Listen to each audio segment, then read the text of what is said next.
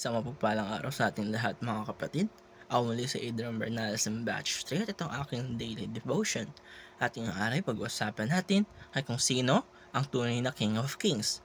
O si Jesus ba o ang Ama? At ang ating Bible verse ay mula naman sa Philippians chapter 2 verse 9.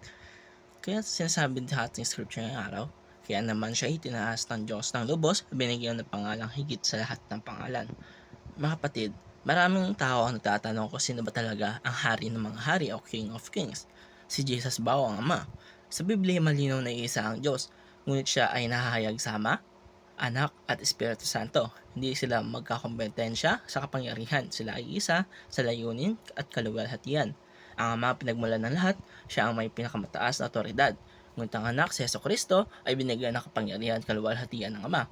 Dahil sa kanyang pagpapakumbaba, pagdurusa at ganap na pagsunod hanggang kamatayan sa krus, siya ay tinaas ng Diyos na kinikilalang King of Kings at Lord of Lords. Hindi ibig sabihin na mas mababa si Jesus. Sa halip ay pinapakita nito ang perpektong pagkakaisa ng Ama at Anak. Ang paghahari ni Jesus ay hindi galing sa sapilitan o dahas. Ito ay paghahari ng puno ng pag-ibig, sakripisyo at katotohanan. Sa mundo natin puno ng kapangyarihang makasarili, si Jesus ay hari ng naglilingkod, hindi na mangingibabaw. Siya ang hari na namatay para sa kanyang sasakupan. At ang Ama, sa kanyang pag-ibig ay tinaas ang Anak upang lahat ay sumamba at kumilala si Jesus. Ang Panginoon sa ikaluluhati ng Diyos Ama. Ang tanong dito ngayon ay hindi lamang kung sino ang hari ng mga hari, kundi hari ba siya ng iyong puso? Hinahayaan mo bang maghari si Jesus sa iyong mga desisyon, relasyon at pang-araw-araw na buhay? Pag kinila natin si Jesus bilang hari, kinikilala rin natin ang Ama na nagsugo sa Kanya. Ang pagsunod kay Kristo ay pagsunod din sa Diyos. At sa ilalim ng Kanyang paghahari ay mayroong kapayapaan, kalayaan at buhay na walang hanggan. Kaya mga Panginoon, dahil tayo dapat nagkasalamat sa Kanya dahil pinakita niya sa atin na pag-ibig sa pamamagitan ni Kristo.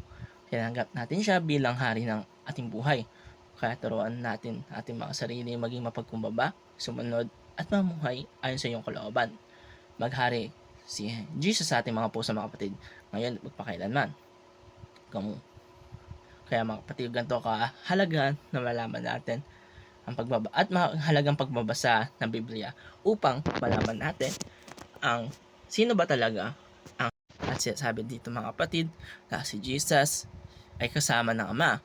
Tatlo silang Trinity na ang Ama, ang Diyos, o si Jesucristo at ang Espiritu Santo. Ang tatlong Trinity ang bumubuo hindi sila isang persona.